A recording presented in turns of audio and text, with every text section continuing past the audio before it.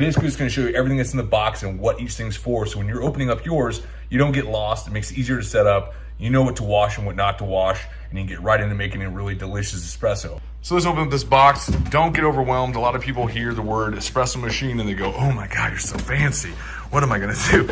This is too much. I'd rather have a Keurig or a regular coffee maker. No, it's not that big of a deal. This is your coffee basket. This is where all your espresso coffee is gonna be going into. Coffee will come out on either end of this basket. It'll go left and right hand side, or you can unscrew this completely like this. It's not rocket science. Do one-handed and just leave it like that, and it'll come out in one big stream into your cup. You do not need that on there if you don't want to. Save yourself some time of cleaning and not have to clean this thing, because that is kind of problematic, getting in between all that and getting all the caked on espresso out of there. So you don't really need that.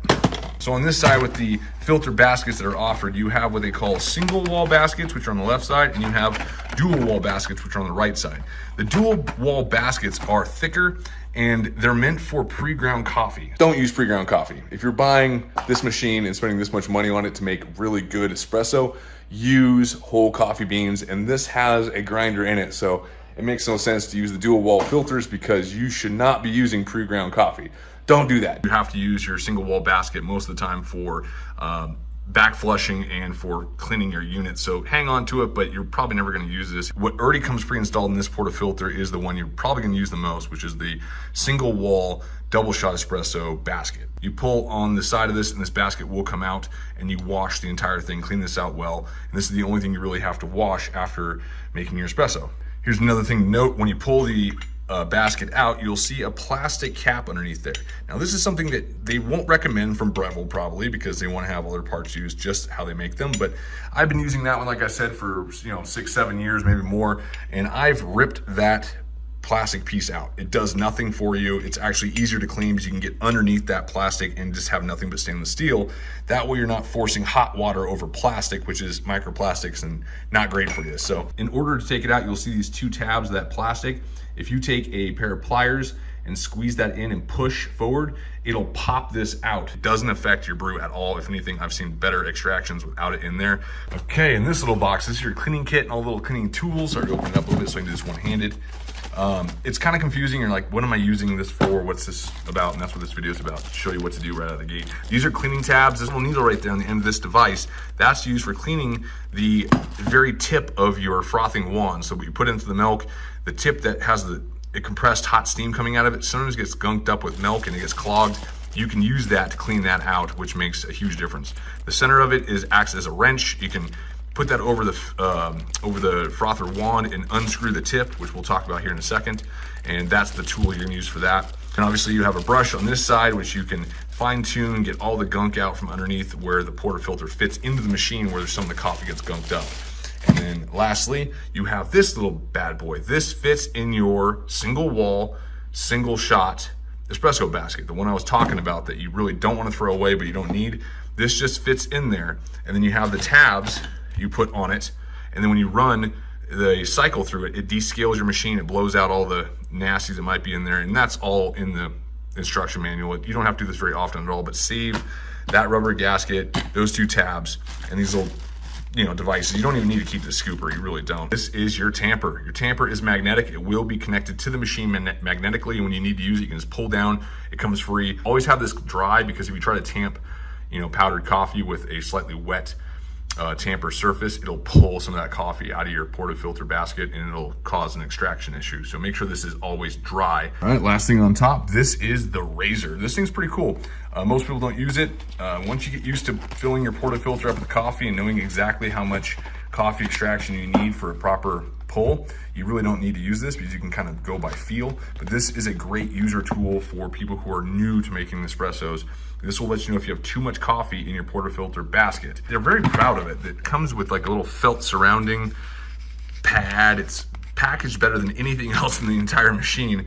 They're very, very proud of their razor, but I'll get this out in a second and show you when we're working with coffee. This is the main unit. This is how it looks. Obviously, a plastic over your little drip tray. We'll take that off in a second. Your drip tray underneath. This little bag, you have your hopper for your grinder. Little knurled ends, one there and one there. They match with the openings on the left and right hand side, and it fits right in there like that. And then you turn this to lock.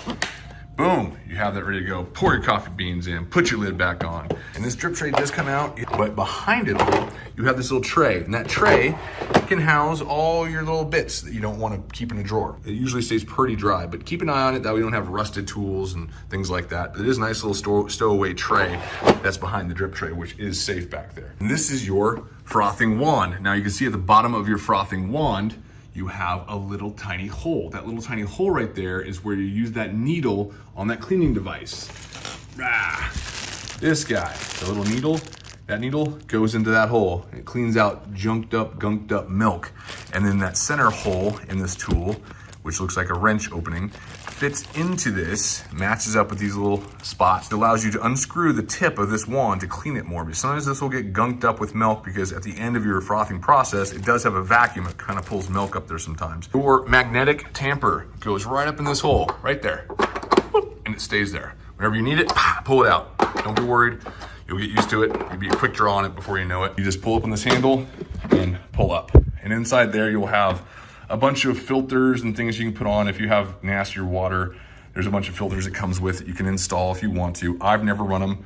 I've never ran a single one of the filters back there in this water holder for this Breville espresso maker, and there's never been an issue. If you have good, clean filtered water, you don't have to worry about it. Ends up at that hole in those sections there, fits down, push, and it's good to go. This does is this fits over your portafilter. Knurled openings, those line up with that. So when you put this into the coffee grinder, all the coffee grounds stay in your portafilter. There's no issue with it spilling coffee everywhere, which is great. It goes directly in, then when you're done and you pull it out, it stays in that position as well. And then you take your tamper, and your tamper can tamp down through it and nothing spills out. You don't lose any coffee. This is a very nice addition. This is the razor.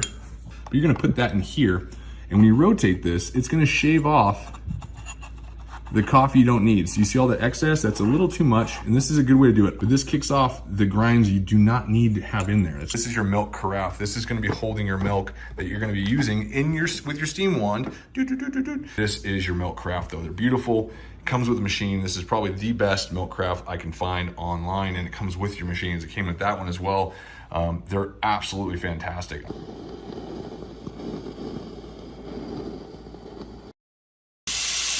All right, let's make some coffee. Look at that.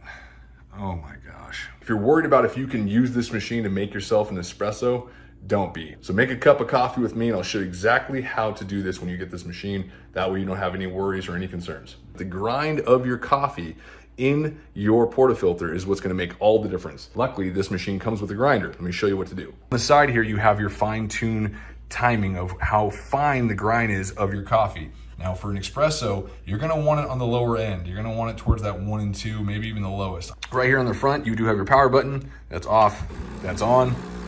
The machine pressurizes, it pulls water from the back of the tank. You gotta fill this tank up. You just open that lid like that, put water in the back. This is removable, so you can just pop it out like that, go fill it at your sink, and then you're gonna put it right back here in the machine, just like that. Up front, you're gonna have your grinder on the left side and all your espresso extraction buttons on the right-hand side. And this is your pressure regulator. You're gonna want that pressure to be in that blacker range right at the beginning. So where it gets really black right here, you're gonna wanna have it get to that point where it's getting into that blacker range right in the middle is ideal in my opinion. And that's where you wanna keep it. If it's too much, it's putting a lot of pressure on the machine. If it's too little, you're gonna get a very weak extraction and it's not gonna have a lot of crema. So that's what that's for. First, let's grind some coffee. The best setting, in my opinion, I think is gonna be good for you guys too, is setting this about right. It's kind of hard to get right here. So you see all those silver lines, there's 1 silver line, 2 and 3. Put it to that third one. It might be a little too much coffee going into your portafilter, but it's the proper amount. And with this Barista Express, you have what they call the razor. It's in the package, and this razor is gonna sit in your portafilter like this, and you're gonna, once you tamp it all down, you're gonna use this to rotate, and it's gonna scrape off any unnecessary and excess coffee that shouldn't be in your portafilter. Now these words sound weird. This is a portafilter, this whole unit's a portafilter. These are your portafilter baskets. Now in the Barista Express machine, they have dual wall and single wall baskets, and they have single shot and dual shot baskets. Single shot's less coffee, dual shot's more coffee, pretty self-explanatory. The dual wall, which I don't recommend using, is meant for pre-ground coffee. Ugh. Don't use pre-ground coffee. You have a grinder in this machine for a reason. Grind it yourself with whole beans. The flavor is so much better. And in that case, you're always gonna use the dual shot single wall basket, and that comes pre-installed in your portafilter. And load this hopper up, this is your grinder, with coffee beans. I highly recommend espresso beans. You can use other beans, but you're not gonna get as good of crema. So get espresso beans, get the flavor you like, put them in here, shut the lid, and you're gonna take your portafilter and you're gonna put it on the cradle. Now you can just do it like this by itself, or you can use the attachment that comes with it with the Barista Express. And that little knurled edges of the sides here fit on these knurled edges, and you just twist it on and it acts as a kind of a guider so you don't have coffee grinds going all over the place of your machine.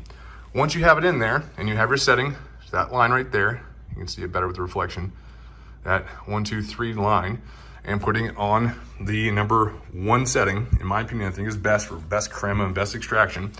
You just simply push in and it'll start grinding. There's a button back there that hits and it grinds for you like this.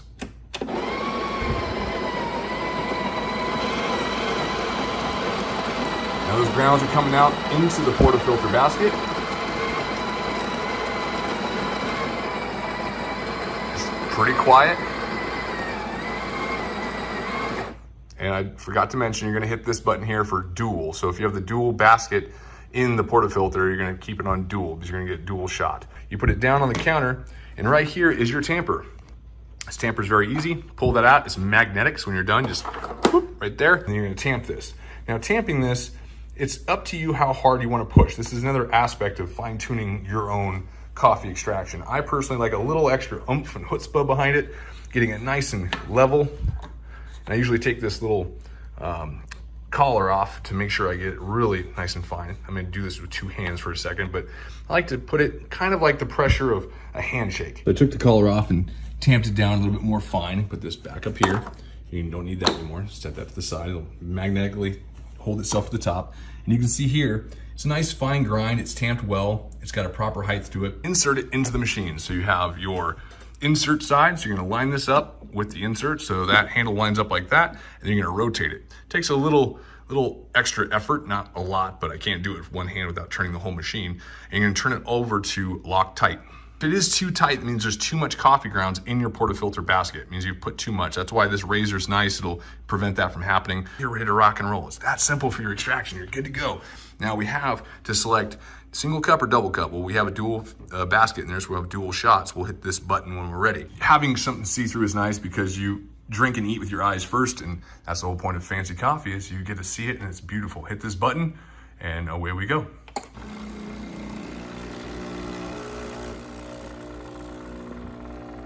It's got a little noise to it, but not bad. And right, I'll tell you when it should come out right about now. It's a good time for it. It's coming out a little fast. It's probably, oh yeah, look at that. Good crema coming out. Wasn't a lot of time. This is me talking about it while it's coming out. Pressure's got to about right there, just before the middle. So a little less pressure than I'd like, and the extraction probably pulled a little weak. The crema is not as heavy as I'd like, but there is still crema nonetheless. And look how even that is. It's a beautiful extraction. If you want the crema a little bit darker and a little bit thicker, you can add just a little bit more coffee into it. So that stuff I removed with the razor, you might want to keep it in there. You can fine tune it, but this is not a bad extraction at all. You got a good crema layer. Now we're gonna froth milk. Very simple. This is your frothing wand. It's supposed to move like this. It's not broken. Don't try to tighten it. You can use almond milk and nut milks if you want to, but I personally like good old fashioned whole milk. I'm gonna fill this to about right here with milk, because you don't want too little milk because it'll get too hot and it'll just kind of burn and scald the milk. But you don't want too much because you don't need that much for one espresso. But if you're pulling multiple espressos for multiple people, then make a larger amount of foam milk and just distribute it accordingly. Up like that, right there, and then you pour your milk over top of that and it'll mix when it's frothing. Just have enough where it's in there, like that. This is all coming down to finesse. Your whole goal is to get the milk to spin in a kind of a centrifuge, and you want it to kind of start to get a little tornado effect in there, a little vortex. And what that's gonna do is pull micro bubbles into the milk and make micro foam, which is really velvety and smooth. Now, if you pull the wand out too much, you'll hear like a, and that's exactly how it sounds. That's my professional voice acting there. If it's too much air, you'll get a bubbly, foamy, kind of a cappuccino foam look to it. And it just doesn't taste as good. It's just big bubbles. And it makes a mess. So you're gonna wanna bury your wand, your steam wand, into the milk, and like that into the milk, and it'll start vortexing. But I'm using one hand today, so it's a little bit more difficult. Best way to determine the temperature is keep your finger down towards the milk, let it keep going, and when it becomes too hot to keep your finger there, you're totally done. Pull it out and let it sit, and you can tamp out the bubbles. Let's start doing it right now. To the left, lights will start flashing a little bit, steam will start to produce. All right, it's putting out proper steam. All right, let's make some coffee. So I shut it off right now, real quick. It will reset if you don't do this fast enough. And then I turn it back on. And now we're working. Trying to do this one-handed, so I hope for a round of applause if it turns out even halfway good. There you go. So you're looking for that slight ripping paper sound. All right, there's perfect. See that vortex? It's spinning, it's looking good. I'm better with two hands, but you know what? It'll work. If it starts to become too much bubbles, just bury your wand in there. I try to get the bubbles going and then bury the wand accordingly. That's perfect. I'll start foaming up, put my finger down there for heat.